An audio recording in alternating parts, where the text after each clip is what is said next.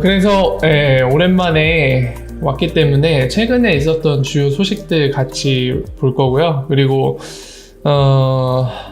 사이보스, 시보스, 사이보스 이거 뭐 중요한 거 아닌데 이따가 좀 얘기 드릴게요. 이거 읽는 게 중요한 건 아닌 것 같은데 원래 없는 단어예요. 없는 단어인데 스위프트가 이제 본인들 매년 연중 행사로 하는 행사인데 일종의 컨퍼런스 포럼의 성격이 되게 강하죠. 근데 뭐 이거를 사이보스로 읽느냐 시보스로 읽느냐 중요한 문제가 아닌데 이거 갖고 또 안티들이 저한테 트집 잡는다고 열심히 댓글을 달고 그러더라고요. 뭐 중요한 건 아닙니다. 여러분들 사이보스가 이제 공식적인 명칭은 맞는데 시보스라고 읽어도 상관이 없어요. 왜냐면 사실 이거 자체도 중요하지 않을 뿐더러 없는 단어예요. 없는 단어라서 이거는 예를 들면은 SIBOS잖아요. 이거 시보스, 사이보스 둘 다 괜찮고 공식적인 명칭은 사이보스입니다. 아까 말씀드린 대로. 근데 이게 사이보스라고 읽는 게 무조건 맞는 거냐?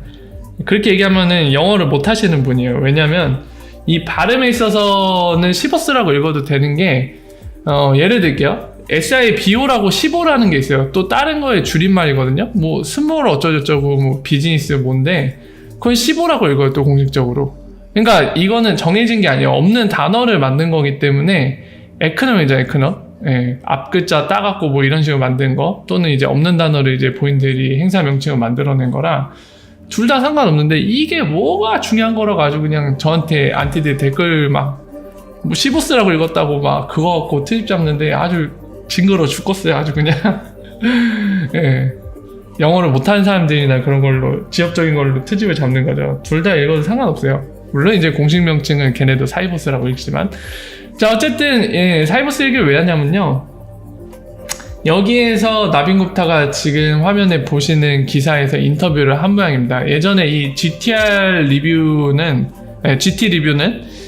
예전에 3월쯤인가요? 딜라틴이 이제 인터뷰하면서 엑스라피드를 쓰는 기간이 20여 개 이상이라고 발표를 했던 기사가 떴던 곳인데요. 여기에서 이제 나빈 굽타 지금 메나 지역이죠. 미들이스트, 중동이랑 그리고 아프리카 지역 그쪽 담당하는 리프사 직원 인도 사람이에요. 그 사람이 인터뷰를 했는데 여기에서 뭐 여러 가지 얘기를 했습니다. 그래서 최근까지는 리브라 요리를 리프사가 먹으면서 좀 리프사 홍보를 했다고 하면 오늘은 이제 스위프트 요리를 먹었습니다. 스위프트 요리를 맛있게 옴뇸뇸 했고요. 하면서 여러 가지 얘기를 했는데 같이 살펴보도록 하겠습니다. 한번 바로 보도록 할게요. 그리고 이거 말고도 최근에 있던 소식들 같이 함께 중요한 부분들 살펴보도록 하겠습니다. 자, 바로 보시죠. 조금 확대해서 볼게요. 이거 깨지네요. 확대하니까. 다시 원상복귀. 자, 보도록 하겠습니다. 보시면은 나있죠? 첫 문장으로 딱 결론 나왔네요. 이게 요약본입니다. 오늘 기사 요약본이 첫 문장에 딱 나왔어요. 보시면 스위프트는 지금 리얼타임 페이먼트로 향해 가고 있다고 하는데 하지만 리얼타임 페이먼트로 가고 있지만 여전히 오늘날 은행들이 이 트리리언 달러 조단위죠. 조단위 달러들을 프리펀딩을 얘기하는 거죠. 노스트로 계좌에다 미리 예금 은행들끼리 관계를 맺고 서로 계좌를 만들어서 돈을 예금시켜 놓은 그 금액이 트리리언 달러라고 했으니까 몇 조 된다는 거죠. 그냥 우리나라 돈으로 몇천 조라는 얘기인데 그 문제는 해결할 수 없다. 오늘의 핵심 얘기입니다. 그래서 어떤 얘기들이 있었는지 자세한 것들이 이제 아래에 나오겠죠. 그래서 이거는 나빈 굽타 얘기 다른 거라고 지금 나와있죠. 보면은 아까 설명드린 대로 디렉터죠. 디렉터인데 여기는 동남아시아 지역을 포함했네요. 동남아시아까지 커버를 하나봐요. 이 나빈 굽타라는 직원이 동남아시아와 그리고 메나 중동과 북쪽 북쪽 아프리카를 포함합니다. 그래서 사이보스에서 얘기를 했다고 하죠. 여기 써있는 것처럼 사이보스는 스위프트의 호스팅에는 파이낸셜 서비스 이벤트다. 이렇게 되어 있죠. 자, 보시면은 이제 리플사에 대한 소개네요. 간단히 소개 하나 했죠. 이 블록체인 베이스의 페이먼트 서비스 솔루션을 제공하는 리플사라고 하죠. 여기 적혀 있습니다. 뭐라고 얘기했냐면 여기서 일하는 나빈 굽타가 여전히 이 코어 리스펀던트, 이 환거래 은행을 통한 이 방식으로 오늘날 네트워크 형성되어 있는데 이것과 관련돼서 스위프트 GPI가 이제 리얼타임이 되려고 무진장 노력을 하고 있잖아요. 근데 이거에 대해 뭐 얘기를 하고 이거를 이제 사람들이 관심을 두고 보는데 여전히 이제 누구도 이 프리 펀딩에 대한 얘기가 없다는 거죠. 그러면서 정작 중요한 문제, 여기 써있다시피 펀더멘털 밸류, 진짜 본질적인 가치는 이것과 관련돼서 이것을 얘기하는 게 진정한 의미가 있다, 뭐 이런 식의 맥락의 얘기를 하는 거죠. 그래서 보시면은 아래 쭉 내려갈게요. 보시면은 여기에 스위프트 역사에 대해 얘기하죠. 은행들에 의해 1973년에 세워진 네트워크고 오늘날까지 이 크로스보더 페이먼트에서 스위프트 솔루션을 통해서 이제 하고 있다는 거죠.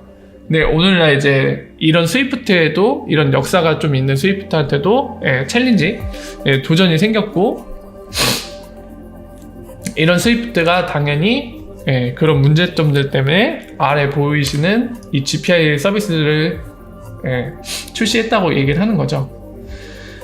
보시면은 일단은 이 기사에 나온 목표는 24시간 이내 페이먼트를 보장하는 거. 그러니까 하루가 넘지 않게 처리되는 게 GPI 서비스의 일단 본래 목적. 물론 이제 뭐라 해야 될까요? 궁극적인 목표는 완벽한 리얼타임을 가는 거겠지만 일단은 지금 오늘날은 그렇다는 얘기입니다. 그러나 이제 나빈 굽타가 이제 주장한다는 거죠. 자, 이어서 아래 좀 더 내려가서 주장한다는 거죠. 역시나 이제 핵심 단어는 리퀴디티 프로블럼, 유동성 문제인 거죠. 그러면서 이제 이 부분을 보면 되겠네요. 어떠한 유동성 문제냐? 리플사의 게스 추측으로는 노스트로 보스트로 계좌에 묶인 프리펀딩된 돈, 이 계좌에 있는 돈이 대략 5에서 10 트릴리언, 그러니까 1경까지도 갈 수 있다고 보고 있습니다. 1경 2000조까지도 달할 수 있다고 보는 거죠. 우리나라 돈으로, 원화로 볼 때. 그래서 이게 보면은 이 크로스보더 페이먼트 하기 위해서 서로 계좌에다 이만한 X 금액을 묶어놔서 전체 따졌을 때 이 정도로 추정이 되는데 이게 시장으로 들어오면은 얼마나 영향을 줄 수 있겠느냐, 뭐 상상해보라는 얘기를 하죠. 이것과 관련된 방금 한 얘기를 중앙은행이 얘기해주면 중앙은행이 아주 좋아 죽는데요. They love it 딱 나와있죠. 아주 좋아 죽는데요. 우리 솔루션 쓰면은 프리펀딩이 필요 없어갖고 온디맨드 리퀴디티잖아요. 여러분들 아시다시피. 그렇기 때문에 이 얘기를 하면은 중앙은행이 좋아서 죽는데요. 왜 좋아 죽는지는 아마 이제 통화정책이나 이런 여러 가지 문제 때문에 그러겠죠. 여러분들 아시는 것처럼 중앙은행은 통화 정책을 짜는 그런 역할을 합니다. 여러 가지 있는데 당연히 통화 정책을 결정하고 조정하는 거는 본질적인 목표는 다 거기 있습니다. 그 나라의 경제가 잘 되라고 하는 거죠. 근데 이제 여러분들 아시다시피 이 지난번에 말씀드린 돈의 이 순환 속도, 바로 벨로시티, 이 속도, 순환 속도가 굉장히 중요하거든요. 그거를 이제 잘 돌아갈 때 우리는 그 내수 경제가 좋다, 활성화돼 있다 이런 얘기들을 하죠. 그리고 반대로 돈이 묶여갖고 안 흐를 때, 마치 우리 몸에 있는 혈관에 피가 안 흐르는 거, 그런 것처럼 그런 상태가 이럴 때는 내수 경제가 좋지 않다, 경제가 좋지 않다, 막 이런 얘기들을 하죠. 그래서 그것과 관련이 있는 문제이기 때문에 지금 중앙은행이 아마 이 얘기를 꺼내면 좋아한다고 하는 것 같습니다.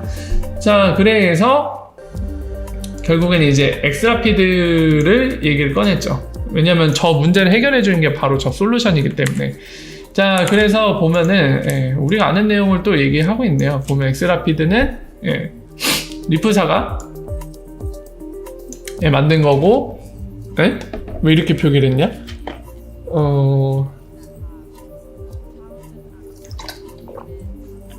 기사가 좀 잘못된 것 같죠? 약간 수식이 잘못된 것 같은데 예. 아니겠지 뭐. 제 느낌이 다른 거겠죠? 마치 XRP를 리프사가 만든 것처럼 표기했는데 아닐 겁니다. 이거 되게 애매하게 지금 쉼표를 찍어놨고 그런데 일단은 보죠. 보시면 엑스라피드는 XRP라는 크립토 커런시를 쓰고 브릿지로서 피아트 커런시 두 개를 여러 개, 그러니까 뭐 전 세계에 있는 법정화폐들을 브릿지하는 방식으로 작동하는 거, 이 설명을 하고 있죠. 그러면서 이제 미국에서 멕시코 가는 거 설명하는데 이건 여러분들 잘 알고 있으니까 다 생략하겠습니다. 이건 패스하고요. 그래서 리플사의 엑스라피드는 오늘날 이제 20개 금융기관 이상이 사용한다 하면서 링크를 달아놨는데 무슨 링크죠 이거? 눌러보죠. 근거로 링크를 달아놨습니다. 이거는 딜라틴 인터뷰했던 거네요. 이 3월 아니 7월 이거 잠깐만요. 왜 날짜 표기를 이렇게 놨죠? 월일년 아닌 것 같고 1월년? 이거 되게 애매하게 놨네. 어쨌든 그 블록체인 서밋에서 딜라틴이 인터뷰한 거를 근거로 달았어요. 그래서 여기 보시는 것처럼 20개 이상이라고 얘기하고 있습니다. 그리고 동시에 엑스커런트 고객은 200개 이상 된다 이 얘기를 하고 있네요. 이건 뭐 솔루션 소개니까 굳이 우리한테 중요한 얘기는 아니죠. 그래서 이어서 볼게요. 이제 리플사와 스위프트, 이 버서스, 리플 대 스위프트라는 부제목으로 이제 설명을 하죠. 아마 이 부제목을 뽑은 거 보니까 그 얘기를 하겠죠. 스위프트와 리플사의 관계, 협력을 할 것인가 아니면 경쟁을 할 것인가, 뭐 아예 돌이킬 수 없는 경쟁 관계인가, 둘 중 하나 죽어야 끝나는가, 뭐 이런 얘기를 하겠죠. 여기도 라이벌이라는 단어 썼죠. 자, 그러면서 이제 얘기가 나오겠죠. 자, 지난해 2018년 8월에 에미 요시카가 주장을 했다고 하죠. 클레임 했다고 하죠. 스위프트 GPI는 just a marginal improvement라고 얘기를 했죠. 스위프트 요리를 먹었습니다. 그러니까 작년 8월에 에미 요시카와, 여러분들도 아시죠? 그 SBI 리플 아시아에 있는 직원이죠. 디렉터고요. 옛날 제품에다가 그냥 조금 개선했을 뿐이다. 그렇게 깠다고 하죠. 그래서 일례로 리플사는 2년 전이면 2017년을 얘기하는 건가요? 16년을 얘기하는 건가요? 2로부터 2년 전을 얘기하는 건가요? 어쨌든 과거에 있었던 사이버스 이벤트에 대해 라이벌 이벤트 수혜를 얘기하는 거죠. 2017년을 얘기하는 거겠네요. 그러면 사이버스 이벤트 열 때 수혜를 같이 열었다는 거죠. 여기 적었네요. 수혜이라고. At the same time, 같은 시기에 토론토, 캐나다인가요? 토론토가 어디서 많이 들어본 도시인데 토론토 캐나다죠? 제 기억으로는 그런데 어쨌든 어그레시블리 공격적으로 했다는 거죠. 같이 동시에 열었다는 겁니다. 공격적으로. 그래서 스웰이 사이버스 킬러라고 불렸다고 하고요.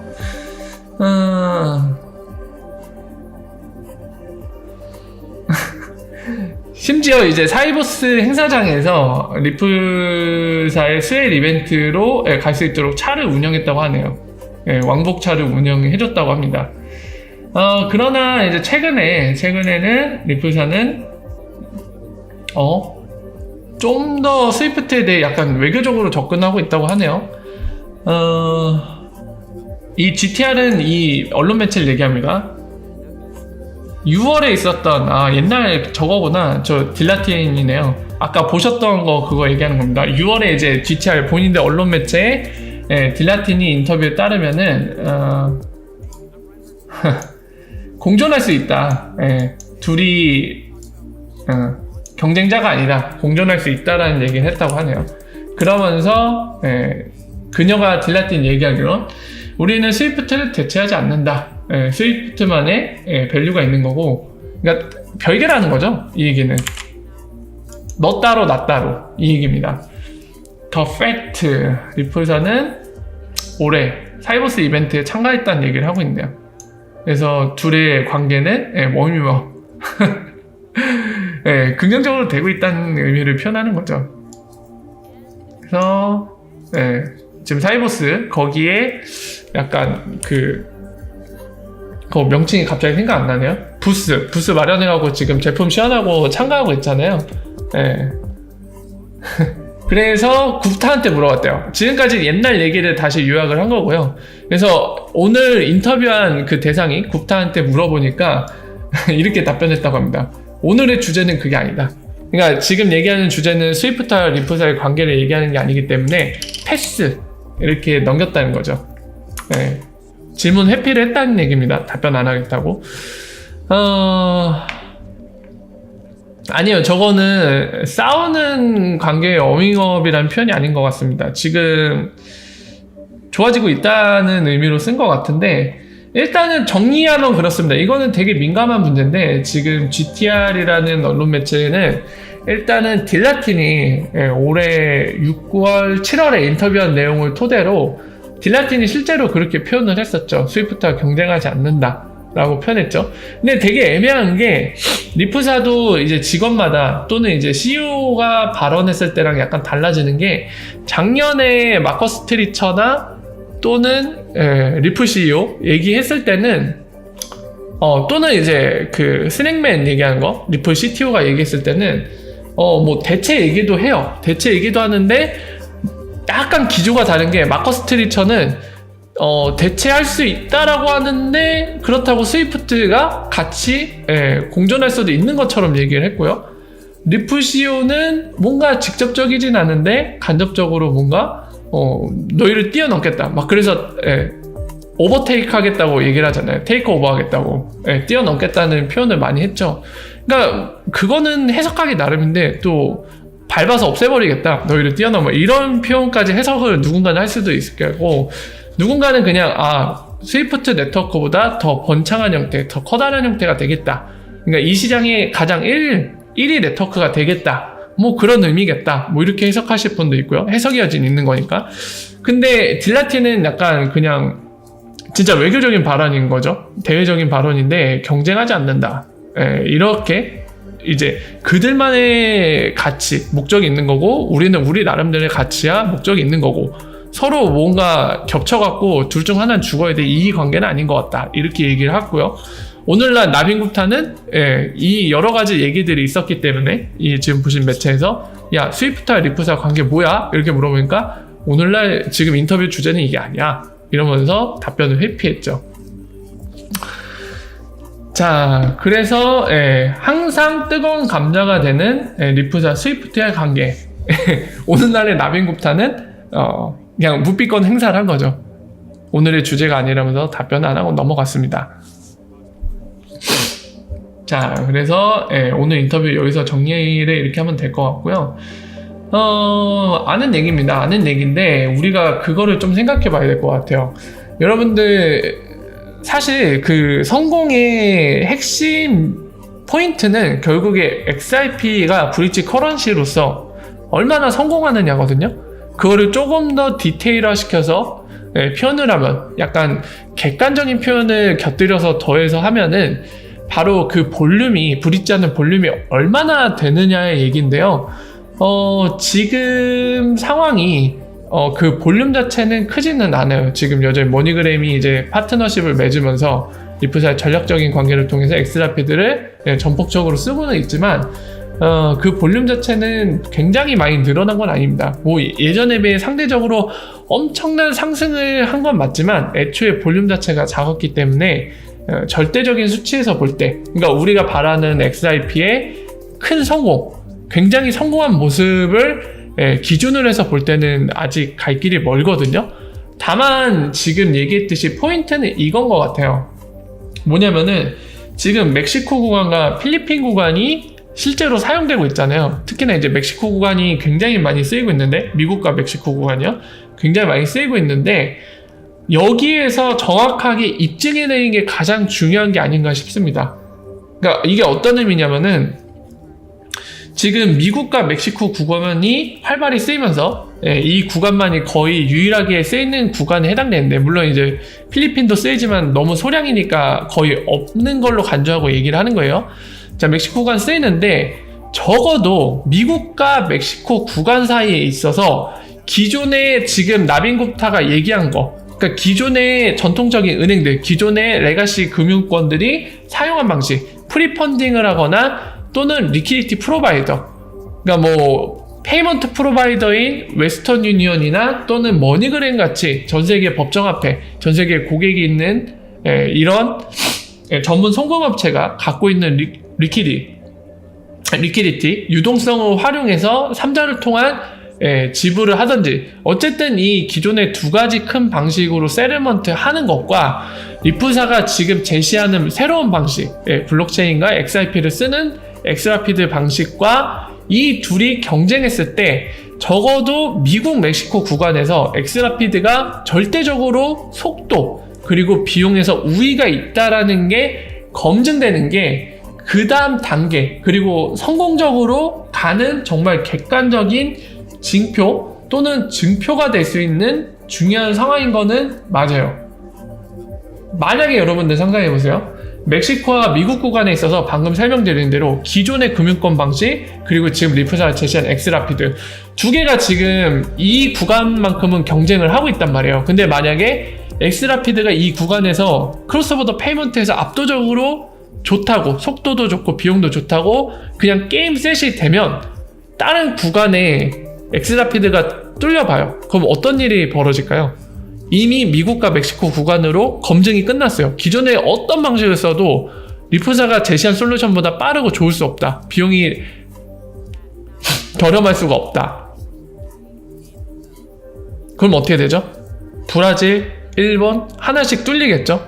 뚫리게 됐을 때 당연히 더 많은 사람들이 이미 미국과 멕시코 구간의 레퍼런스로 확인했기 때문에 더 많은 금융기관들이 사용하려고 하겠죠. 당연히 더 좋으니까. 속도도 빠르지, 저렴하죠. 안 쓸 이유가 없죠. 근데 역시나 장애물은 바로 규제. 그것 또한 큰 문제입니다. 그리고 또 하나, 지금 거는 이제 성공적으로 문제없이 갔을 때 얘기고요. 장애물, 허들이라고 볼 수 있는 건 지금 얘기한 규제, 이 문제랑, 그리고 글로벌 커런시 탄생하는 거. CBDC가 유니버설 익스체인지라는 중앙은행들이 연구한 그 약간 중앙거래소, 전 세계의 중앙적인 거래소를 통해서 CBDC가 교환될 수 있거나 또는 글로벌 커런시, 단일 통화가 탄생하거나 이러면은 이제 XRP가 역할할 게 없는데, 그런 일들이 일어나지만 않는다면, 그러니까 XRP가 브릿지로 역할하는 데 있어서 방해 요소만 나타나지 않는다면, 아까 같은 흐름으로 이어지면 성공적으로 가는 그런 스텝들을 밟아 나갈 수 있겠죠. 그래서 지금 얘기한 것들이 굉장히 중요한 지금 뭐라 해야 될까요? 승부처라고 보여집니다. 적어도 멕시코와 미국 구간에 있어서 리프사가 제시한 이 방식이 압도적으로 좋다라는 게 판결이 나야 돼요.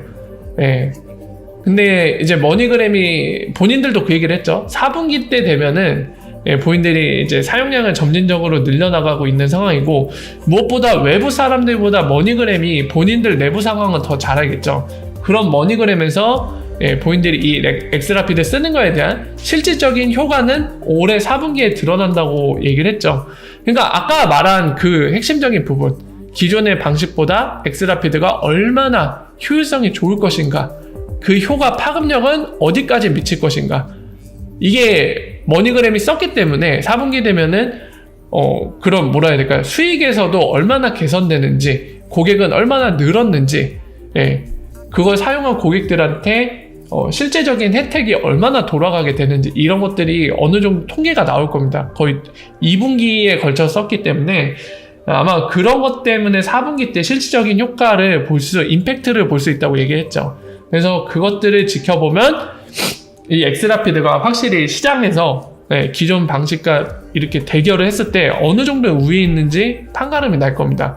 그러니까 이 얘기는 또 다르게 얘기하면은, 리프사가 말로만 떠들던 게 실제로는 얼마나 파급력이 있는지, 그게 객관적으로 경쟁을 통해서 진실이 드러나겠죠. 만약에 4분기 결과가 나왔는데 이 멕시코와 미국 구간에 있어서 엑스라피드가 기존의 금융보다 못하거나 별반 다를 게 없다, 이러면 저희 미래는 암울한 겁니다. 진짜로 암울한 거예요. 근데 그것과 다르게 압도적으로 비용과 속도에서 우위가 있더라 라고 판명이 나면은 미래가 밝아지는 거죠. 예. 그래서 이게 아마 실질적인 이제 말로만 떠드는 게 아니라 실제로 시장에 내놨을 때 제품을 실제로 시장에서 상업적으로 썼을 때 어느 정도의 효과가 있느냐 이거는 결과로서 4분기 지나면 이제 나오겠죠. 그래서 잘 나와야죠. 잘 안 나오면 진짜 암울한 거죠. 예, 그래서 중요한 승부처가 아닌가 싶습니다. 자, 그래서 이거는 이 정도로 정리가 가능하고요. 예, 나머지 최근 소식들도 쭉 볼게요, 여러분들. 자, 이 DBS 요거 저는 개인적으로 DBS 관련된 거 같이 보셨던 거 기억나시죠?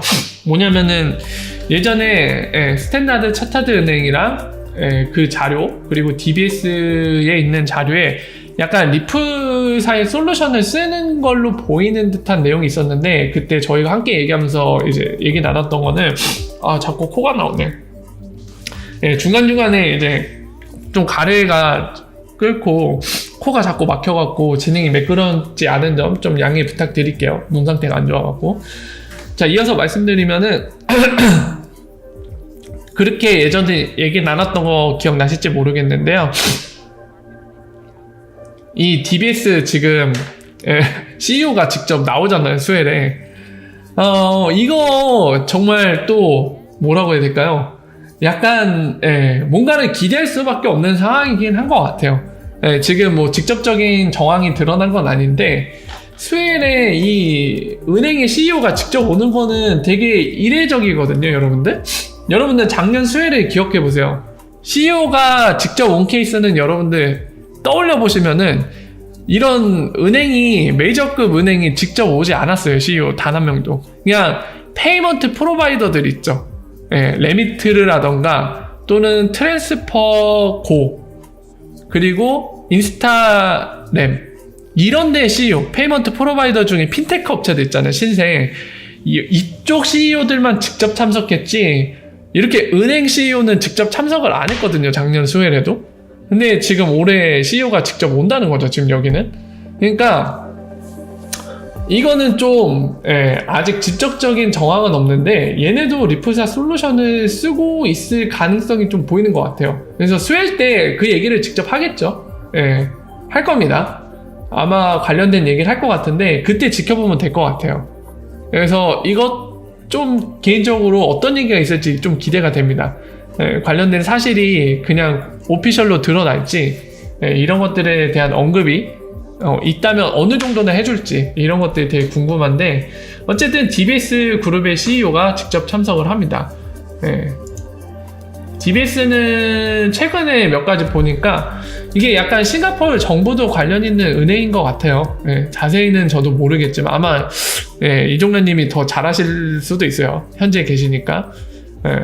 봤던 기사 내용으로는 어쨌든 싱가포르 정부가 약간 뭐 지분이 있던지 뭔가 약간 뒤에 설립 때 뭔가 관여를 했던지 뭔가 모종의 관계가 있는 것 같아요. 정확히는 저도 모르겠지만.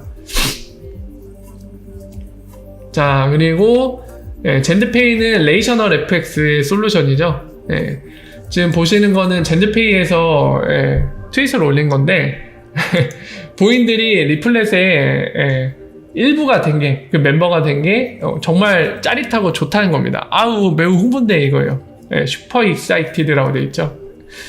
그러면서 본인들의 페이먼트 처리하는 거 있어서 99%나 이 처리 속도를 줄일 수 있었다고 합니다. 그러니까 만약에 100초 걸렸다가 하면 1초로 바뀐 거예요, 지금. 정부은행이라고 하네요. 자, 어쨌든 그래서 이 젠드페이 이 대표가 이 링크를 달아놨죠. 이거는 리플사 그 유스 케이스 관련된 케이스 스터디 글이거든요. 그냥 한번 읽어보시면 될 것 같아요. 보이시죠? 커스터머 스토리라고 해갖고 이 사람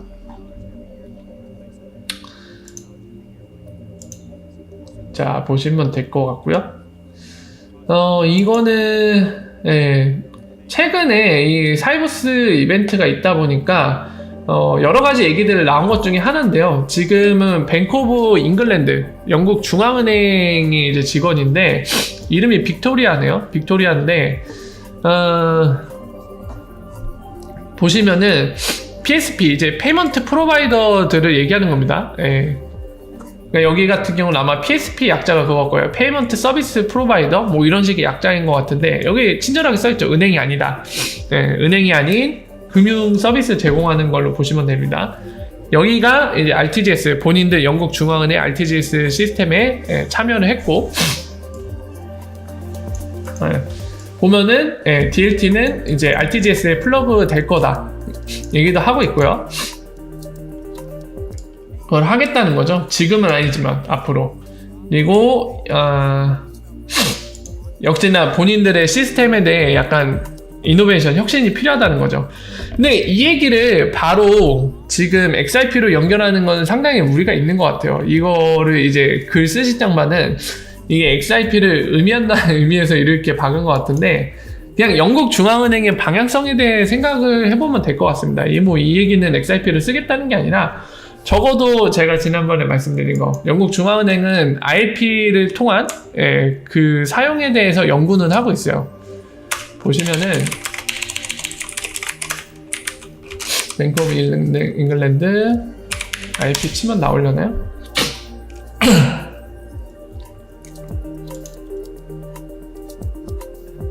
여기 나오네요. 지금 보시는 게 영국 중앙은행에 있는 홈페이지에 있는 바로 이 프로브 컨셉 POC 했던 거거든요. 여러분들 공식 문서입니다. 보시면은 제가 리프사가 중앙은행한테 바라는 거 뭐라고 말씀드렸죠? IRP를 써달라는 거였죠. 근데 보시면은 영국 중앙은행이 이 증명, 그러니까 이런 프라이빗 섹터, 바로 사기업들 통해서 이제 분야별로 이제 협업을 하는데 지금 같은 경우 리프사 이제 협업을 해서 확인한 겁니다. 지금 보시면은 인터레저럴 프로토콜이 되어 있죠. 이거 IRP 얘기하는 거예요. IRP를 써서 페이먼트를 세르먼트 하는 거. 그거에 대한 탐구죠. 보시면은 여기 RTGS 약자 나오죠. 리얼타임 그로스 세르먼트, 줄여서 RTGS라고 하는데 이 영국 중앙은행의 세르먼트 시스템인 요거를 이제 어떤 연구를 했다? 인터레저 프로토콜을 써서 여기 적혀 있죠. 그러니까 리프사가 원하는 건 이건데 지금 영국 중앙은행은 이걸 실제적으로 사용할 수 있도록 연구하고 있습니다. 리프사와 같이. 그래서 이따가 좀 소개시켜 드릴 텐데요. 그 드림나오가 트윗을 한 게 있어요. 근데 그 트윗 보면은 약간 떡밥을 던졌어요. 그래서 그거 보시면은 이것과 좀 관련이 있는데 그때 좀 더 말씀을 드릴게요. 자, 이거는 영국 중앙은행의 방향성에 대해서만 생각을 하시면 되고 현재 영국 중앙은행은 리프사의 IRP를 쓰는 것과 관련해서 같이 협업해서 계속 연구를 하고 있다. 그리고 리프사가 중앙은행에 원하는 거, 영국 중앙은행 뿐만이 아니라 모든 중앙은행에 원하는 거는 IRP를 쓰라는 거예요. 근데 영국 중앙은행 실제로 그것과 관련해서 긍정적인 방향을 연구를 하고 있다는 거, 그 방향성을 알고 계시면 될 것 같습니다. 자, 그리고 댄모르건 얼마 전에 인터뷰한 거 제가 월요일인가요? 그때 말씀을 드렸던 것 같은데 이 사람 또 어디에 참석을 하네요. 보면은 핀테크 유럽 9월 27일이죠? 참석을 한다고 합니다. 내일 모레쯤 하겠네요. 우리나라 시간으로. 그래서 보시면 되고요. 자, 이거는 최근에 미국 청문회 때 있었던 건데 지금 보시면은 이 사람은 이제 국회의원이죠. 국회의원인데 상대방은 SEC의 그 의장입니다. 클레이튼인데 내용을 요약해서 그냥 말씀드릴게요. 한 2분 정도 되는 건데 이 사람은 이제 그 뭐라고 해야 될까요? 그 신기술에 대한 거, 그러니까 블록체인이나 이 DLT 이런 것들, 크립토 커런시, 디지털 에셋이죠. 디지털 커런시에 대한 거를 뭐라 해야 될까요? 이런 혁신을 하는 쪽이 옳다라고 보는 것 같습니다. 그래서 이제 거기에 대해서 너희가 빨리 결정을 해줘야 이거 쓸 거 아니냐, 어떻게 생각하냐 얘기하니까 지금 웃으면서 얘기하고 있죠. 이 사람은 SEC의 의장입니다. 의장인데 그 얘기를 합니다. 이제 유틸리티 토큰이라는 걸 실제로 예를 들면서 That's great! 이 얘기를 해요. 그러니까 이 얘기는 뭐냐면 뭐 증권이라든가 사실 이거를 계속 이제 SEC에서 크립토 커런시 암호화폐 중에서 뭐 증권 이슈 관련해서 뭐 이거 증권이 아니냐 따져갖고 어떤 데는 야, 너 이 증권 같은데 시큐리티 같은데 막 우리 규제 그 가이드라인 하나도 안 지키고 막 판매하면은 최근에 막 벌금 때리고 막 그랬잖아요. 그러니까 그 목적은 이제 이게 명확하게 법 안에서 클래스가 정확하게 분류가 안 된 그런 대상이죠. 크립토 커런시 자체가 새로 등장했으니까. 그래서 그런 상황에서 뭔가 사기라던가 이런 것 때문에 피해를 보는 사람들이 생길까봐 거기에 대해서 약간 방어적인 접근을 많이 하는 상태인데, 아까 보신 국회의원은 이거 안 된다. 디지털 커런시들을 막아서는 안 된다. 이거는 우리한테 좋은 혜택을 줄 수 있는 요소이기 때문에 긍정적으로 검토해서 빨리 너희가 정리를 해줘 써야 되는 거 아니냐, 이런 취지의 질문을 한 거고요. 거기에서 지금 보신 SEC 의장이 유틸리티 토큰, 그러니까 시큐리티가 아닌 것들, 실제적으로 유틸리티 토큰이라고 볼 수 있는 것들은 오케이다, 우린 오케이다, 얼마든지 거기에 대해서 긍정적으로 우리도 생각하고 있고 그렇게 정리를 할 것이다, 이런 얘기들을 했습니다. 그래서 이제 이분은 되게 긍정적으로 보신 것 같아요, 이 외국분은. 그래서 XRP가 이제 시큐리티가 아니라고 판명해 줄 거다, SEC가. 약간 그런 의미에서 얘기를 한 것 같은데요. 그거는 좀 지켜봐야겠죠. 제 생각에는 SEC가 증권이다 아니다 라고 얘기하기 힘들 것 같아요. 아마 결론은 법에서 날 것 같습니다.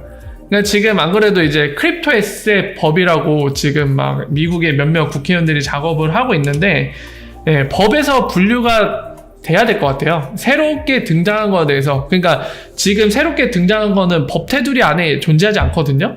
근데 그걸 SEC가 그거를 뭐다라고 정의하는 거는 약간 무리가 있을 것 같아요, 제가 볼 때는. 그래서 오히려 지금 XRP에 대해서 증권이다 라는 얘기를 안 하는 자체만으로도 좋은 상황이라고 어떻게 보면 볼 수도 있는 것 같아요. 만약에 지금 제가 말씀드린 대로 SEC가 만약에 증권이다 아니다를 얘기할 수 없는 입장이기 때문에 적어도 어떤 XRP나 비트코인이나 이런 데 대해서 증권이다 이 얘기를 안 하고 있는 것 자체가 그린라이트일 수도 있습니다. 그래서 이 상태로 질질 끌려서 유지되다가 법에서 정비가 됐을 때 그 법에서 이제 디지털 커런시는 어떤 종류가 있고 그 중에 크립토 커런시는 어느 부분에 속하고 이러이러한 성격의 크립토 커런시는 뭐 시큐리티다, 이러이러한 성격은 유틸리티 토큰, 익스체인지 토큰이다, 뭐 이런 식으로 나눠지는 게 정상이죠. 영국처럼 말이죠. 그래서 그런 흐름으로 똑같이 가지 않을까 싶습니다. 일단은 계속 지켜봐야겠죠. 그래서 그것과 관련된 영상이었고요.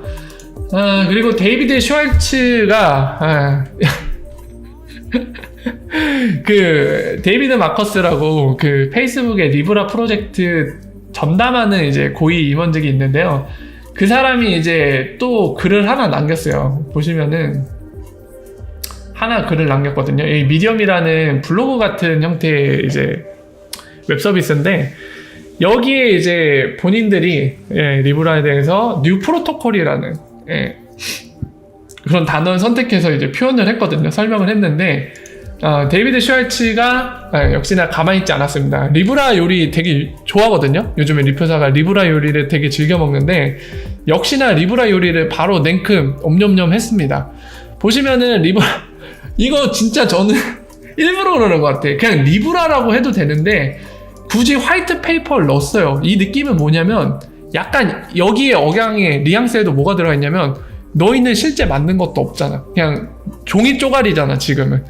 그러니까 뭐 서버가 실행되거나 그런 구현된 게 하나도 없잖아. 이거 강조하고 있어요, 이 뉘앙스는.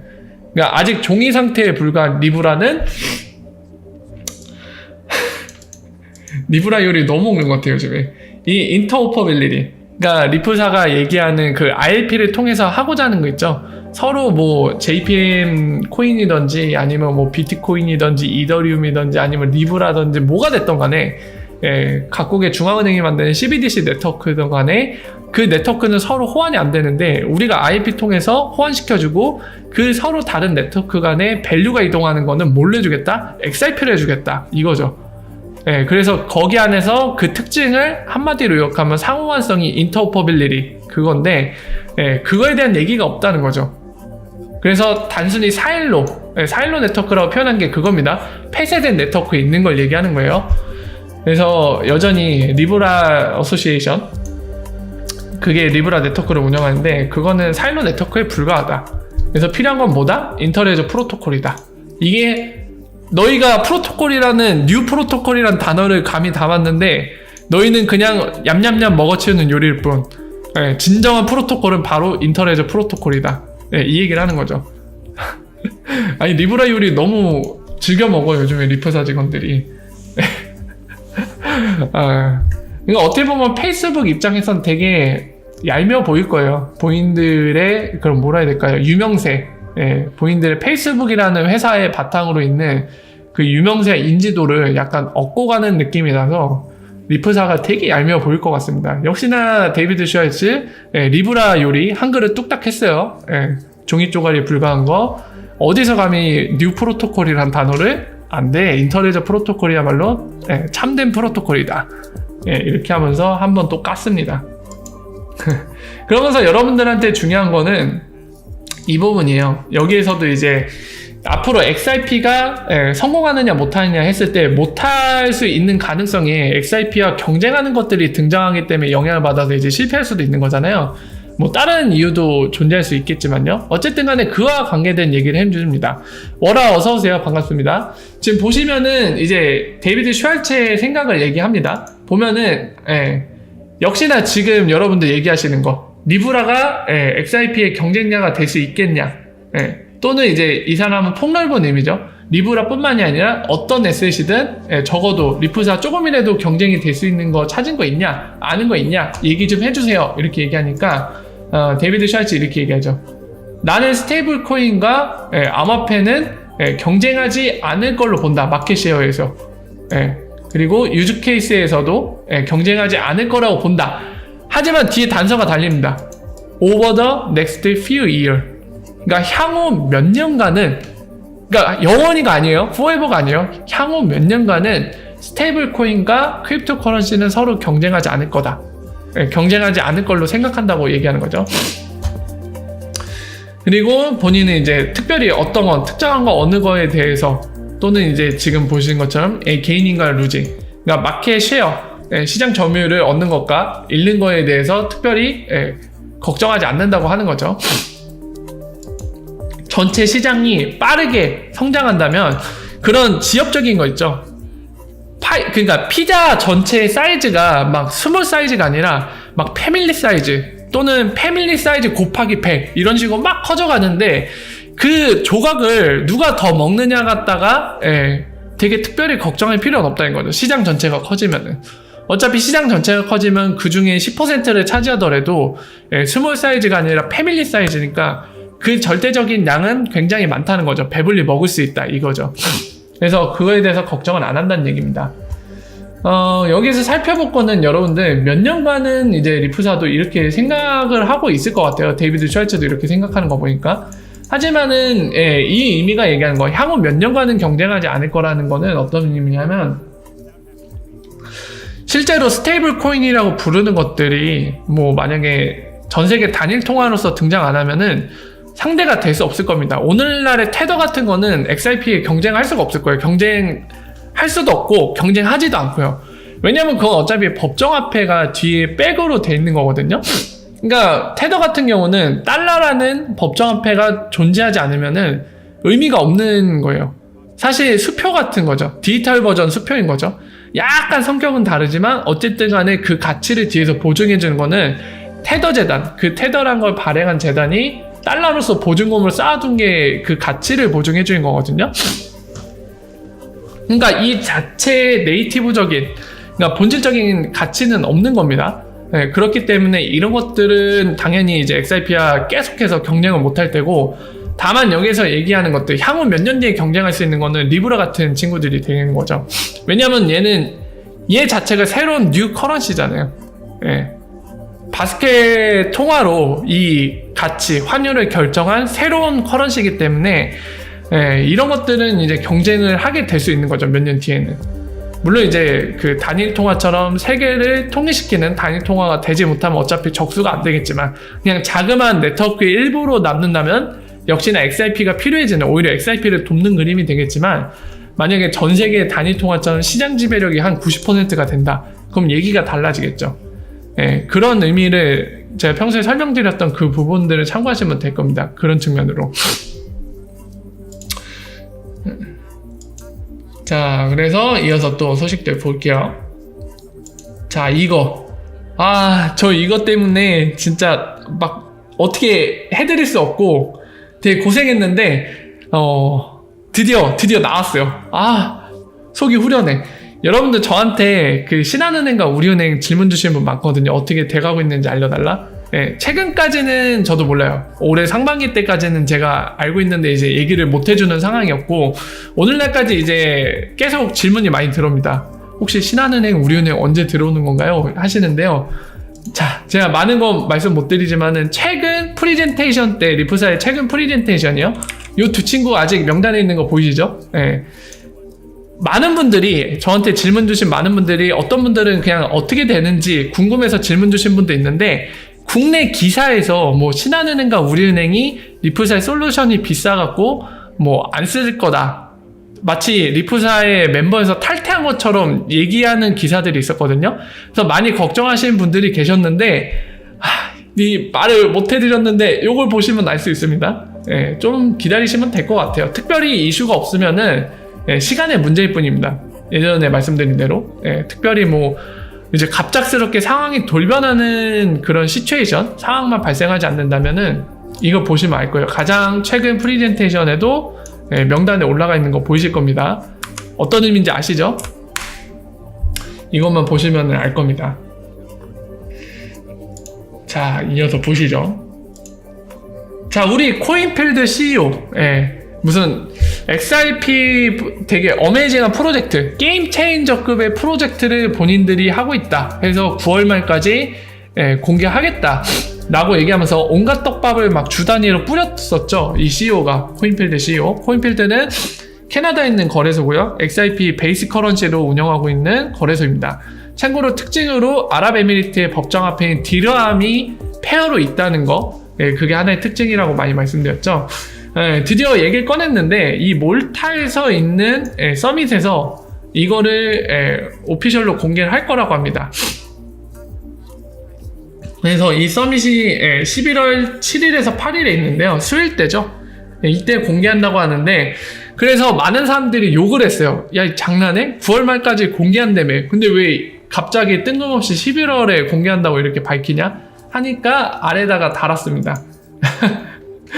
프로젝트의 디테일은 일단은 약속한 대로 먼저 알린다고 하네요. 근데 정확히 언젠지 안 나왔어요. 9월 말까지 공개 안 할 수도 있을 걸로 보입니다. 어쨌든 신나게 떡밥을 뿌리다가 갑자기 약속인 9월 말까지 공개를 약간 못 지킬 걸로 보이니까 많은 분들이 우려하고 있는 것 같아요. 혹시 너 되게 열심히 설레발이 치다가 막상 뚜껑 까보니까 아무것도 없는 거 아니냐, 이것 때문에 걱정이 많습니다. 그래서 이 친구 좀 걱정해야 될 것 같아요. 너무 설레발 떡밥을 많이 던졌어요. 사람들이 기대하게. 어쨌든 공개된 내용을 보고 나서 얘기를 해야겠죠. 일단은 저는 기다려 보겠습니다.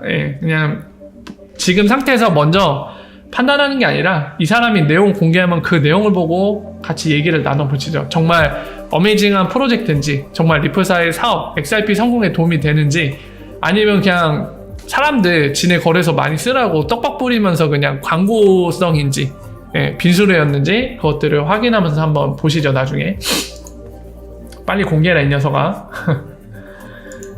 자, 크리스, 이 양반은 리프사가 되게 친근하게 생각하는 사람입니다. 아마 교수로 제가 알고 있는데, 이런 프레임워크, 크립토 커런시 관련해서 이제 정부들이 어떠한 프레임워크로 이제 규제안을 만들어야 되는지, 그거에 관련해서 되게 리프사가 많이 믿는 것 같아요. 이 사람 거를 인용을 많이 하는데요.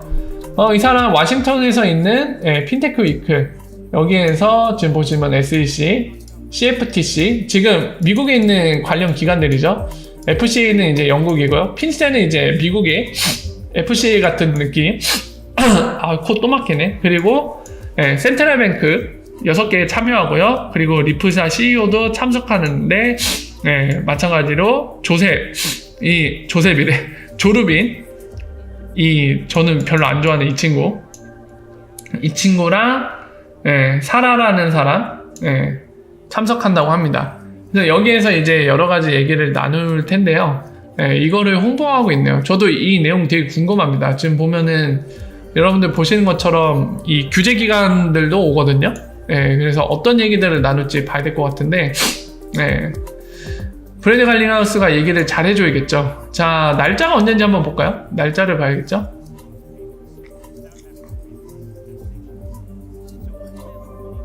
아, 오늘 기사 있어요? 자, 보시면은 10월 21일부터 시작합니다. 여기 브래드 갈링하우스 여기 사진 올렸네요. 항상 밝아요. 우리도 빨리 웃게 해줬으면 좋겠는데 혼자 웃지 말고 우리도 좀 웃자. 같이 행복해야지 이 사람아. 한마디 해주고 싶네요. 자, 어쨌든 10월 21일 날부터 시작을 하고요. 아까 보신 것처럼 규제 기간에 대빵들도 같이 많이 옵니다. 그래서 어떤 얘기들이 있는지 그때 살펴봐야겠죠. 자, 보시죠. 배고프시면은 저랑 저녁 식사하시는 상상하시면 됩니다. 그럼 배부르실 거예요.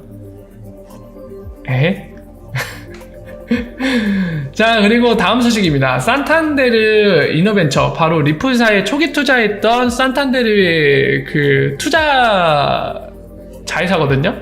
네, 여러분들 기억하실지 모르겠는데 시큐리타이즈라고 알고 계세요? 리플사의 스프링이 투자를 했던 곳이거든요, 작년에. 이 회사 같은 경우는 목적이 그겁니다. 다 토큰화 시키겠다. 부동산이든 뭐든 다 토큰화 시키겠다. 유가증권들이건 뭐건 간에. 그걸 목표로 하는 핀테크 업체인데, 지금 보시는 것처럼 산탄데르 뿐만이 아니라 미쓰비시뱅크, 그리고 노무라 홀딩스 여기에서 1,400만 달러를 펀딩을 했습니다. 와우, 엄청난 투자를 받았죠.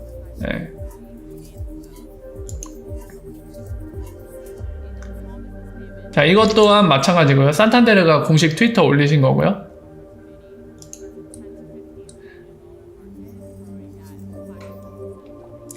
자, 다음은 브리엔 메디건, 이 사람이 다른 데 또 참석을 한 모양이에요. 그래서 디지털 에셋이 어떻게 게임 체인저가 될 수 있는지에 대해 설명을 했다고 합니다. 근데 이거 영상은 없어요. 그래서 도대체 무슨 얘기를 했길래 이렇게 표현했는지 저도 되게 궁금한데, 문제는 없습니다. 영상이고 뭐고 간에. 저도 보고 싶은데 안타깝죠. 자, 그리고 요거는 CNN인데요. 기억나시죠? 브래드 갈링하우스의 이 여성 앵커랑 인터뷰를 했었는데요. 지금은 화이트 아담, 바로 벡트 CEO가 여기 출연해서 인터뷰를 했거든요. 인터뷰하면서 재밌는 게, 저도 잠깐 한번 봤는데, 이 사람이에요. 아담 화이트. 이 사람인데 XRP를 언급해줬어요. 이 사람이. XRP에 대해 언급했는데 비트코인과 이제 비교하면서 언급을 했거든요. 근데 이 사람은 XRP에 대한 답변은 피했습니다. 피하고 그냥 비트코인만 얘기를 했어요. 그래서 여성분의 질문, 앵커의 질문 약간 이거거든요. 비트코인보다 더 괜찮은 XRP도 있는데 왜 비트코인을 선택했냐? 그러니까 사실은 왜 비트코인이냐 이 질문을 하는데 XRP를 거기서 언급을 했어요. 반대로 비교를 하면서. 그래서 이 아담하이트 답변은 그거였습니다. 비트코인은 벡트에서 생각할 때 이거는 확실히 이제 사용할 수 있다라고 보고 있다. 그렇기 때문에 우리는 이거를 선택을 했다라는 얘기를 하거든요. 이거는 리플사의 관점과는 약간 다르죠. 리플사 같은 경우는 비트코인이 스토어 오브 밸류는 또 몰라도 페이먼트에는 쓰기에 적합하지 않다라고 하는데, 이 사람은 페이먼트에 적합한 것처럼 얘기를 했어요. 그래서 뭐 디테일하게 깊게 얘기 안 해서 해석의 여지가 있어서 그런 뉘앙스를 풍긴 건지는 모르겠는데요. 일단은 벡트 입장에서는 적어도 비트코인이 확실히 넘버원으로 보이나 봐요. 앞으로 사용된 대표적인 디지털 에셋, 이걸로 보이는 모양입니다. 그런 식의 답변을 했다는 거 참고하시면 될 것 같습니다.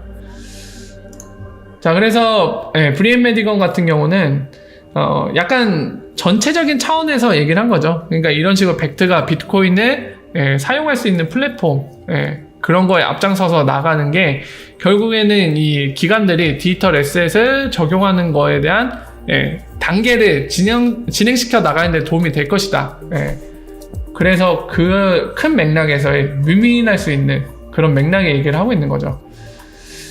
자, 그리고 NBF, 중동에 있는 은행이죠. 여기도 리프사가 공개하진 않았지만 NBF 쪽에서 공개하는 걸로 리플랜 멤버가 됐다는 거에 대해서 공개가 됐습니다. 새로운 멤버의 등장인 거죠. 그래서 그 정도로 아시면 될 것 같고요. 다음은 퀴닥스. 이거는 중동 나이지리아에 있는 거래소인데요. 작년에도 몇 번 언급이 나왔습니다. 그 기억을 하신 분들 기억하실 텐데 작년 9월쯤 이때쯤이네요. 9월 10월쯤에도 퀴닥스 CEO가 어디 인터뷰에 나가서 그 얘기했거든요. 우리 엑스라피드 파트너 거래 거의 근데 이제 드디어야 이제 움직이는 것 같아요. 1년이 지났는데 이제서야 움직이는 것 같은데 어디에 나서 인터뷰했는데 지금 보시는 것처럼 본인들이 가장 지금 신경 쓰고 관심을 갖는 부분은 뭐냐면 다음 달에 본인들이 어떤 파트너십을 하게 될 거라고 합니다. 근데 이 파트너십 내용이 바로 이 아프리카 지역에 대한 크립토 레미턴스 관련된 거라고 얘기를 합니다.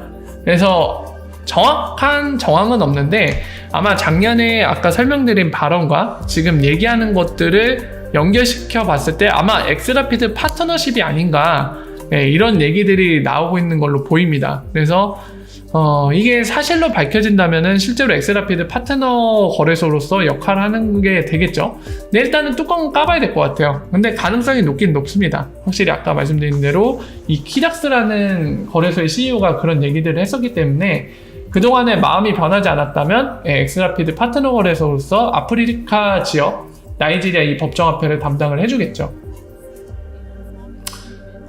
부북 이거는 시큐리타이즈 아까 보신 거 투자받은 거 관련된 거고요. 똑같은 내용입니다. 그리고 이거 재밌는 거 큰 거래소는 아니에요. 아프리카 지역 자체가 금융이 규모가 작습니다. 파이가 너무 막 대단한 거 기다리시면 안 돼요. 저게 막 뭐 바이낸스급 아프리카의 바이낸스인가요? 이렇게 생각하시면 안 되고요. 그냥 아프리카에 있는 거래소입니다. 그 정도로 생각하시는 게 좋아요. 자, 보면은 R3에서 엔티티 데이터는 여러분들 아시다시피 컨설팅 업체입니다. IT 분야에 있어서 세계적인 컨설팅 업체에 속하고요.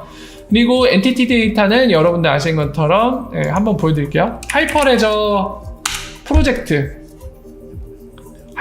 프로젝트 여러 개인데요. 하이퍼레저 패브릭이라는 거는 IBM이 주도해서 이 플랫폼 블랙체인으로서 지금 이끌어가는 프로젝트고 그 밖에 여러 가지 프로젝트 있지만 지금 그게 중요한 건 아니기 때문에 리프사와 관련된 거, 엔티티 데이터와 관련된 걸 설명드리면 지금 보시는 하이퍼레저의 프로젝트 중에 퀼트라고 있습니다.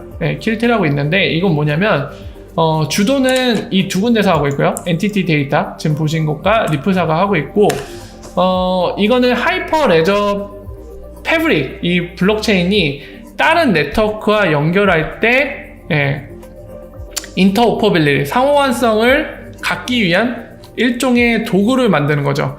근데 여기 보시는 것처럼 도구는 뭐다? 인터레저 프로토콜이다. 여기 써있죠? 인터레저 IRP. 자, 여기에도 뿌리를 내리고 있는 거죠. 리프사는 여기에도 어차피 플랫폼 장사를 하는 거 아닙니다. 매번 말씀드리지만 리프사는 플랫폼 장사가 아닙니다.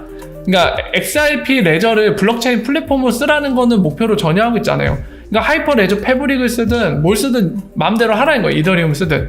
다만 서로 다른 네트워크 연결할 때는 IRP 통해서 하고 그 구간에서는 XRP가 교두보가 되어주겠다 이 얘기입니다. 그래서 여기에도 밑밥을 깔아놓고 있는 거예요. 그 역할을 리프사 누가 같이 하고 있다? 엔티티 데이터. 그런 엔티티 데이터에 찾아와서 R3가 지금 발표를 하고 있는 겁니다. 데이터에서 관련된 거. 그래서 또 이거를 보면서 말들이 굉장히 많았어요. 이거 보면서 회의에서도 야 역시 R3는 XRP 빠다. XRP를 써줄 것이다. 무조건 XRP만 써줄 것이다. 이렇게 생각하는데 그거는 너무 희망사항이고요. R3는 R3 편이죠. 얘네들 코르다 네트워크를 판매하는 얘는 플랫폼 장사거든요. 세르먼트를 뭘로 쓰냐가 중요한 게 아니라 얘네 입장에서는 플랫폼을 뭘 쓰냐가 중요합니다. 하이퍼레저 패브릭을 쓸 거냐 아니면 본인들 제품인 코르다 네트워크를 쓸 거냐가 중요한 입장이기 때문에 그거에 중점을 두고 있는 거죠. 그래서 얘네가 엔티티 데이터 부스에 찾아가고 발표를 했다고 해서 저렇게 연결을 시키면은 그거랑 똑같습니다. 스치기만 해도 우린 인연이니까 결혼해야 돼. 그래서 너무 그거는 꿈나라에서 가능한 얘기고요. 자, 보시면 요 내용도 재미난 내용이죠, 여러분들. 자, HSBC는 세계적인 메이저 은행인데요. 보시면은 여기에 블로그 글에 리플사가 언급이 됩니다, 여러분들. 재밌어요. 저 이거 보고 되게 재밌었는데 어디 있지? 여기 있죠. 지금 보시는 게 언제죠, 날짜가? 여러분들 HSBC는 굳이 설명 안 드려도 여러분들 잘 알고 계시죠? 보시면은 2019년 3월 12일입니다. 올해예요. 불과 6달 지난 자료인데요. 보시면은 여기 XRP에 대한 설명이 한번 나옵니다. 보이시죠? 페이먼트 관련된 거에 대한 설명하고 있고요. DLT, 분산원장은 테크놀로지는 엔드투엔드로 밸류 트랜스퍼 된다. 그래서 비용도 줄이고 리스크도 줄이고 그리고 세틀먼트도 더 효율적으로 할 수 있다는 얘기를 하는 거죠. 그 예를 든 게 이제 리플사의 XRP 레저를 예를 들었고요. 이걸로 리얼타임 크로스보더 세틀먼트가 가능하다. 어떤 유징 토큰이라고 되어 있죠. XRP 얘기하는 거죠. 그리고 센트럴 뱅크 커런시 리프리젠트 이 얘기가 언급이 되어 있습니다.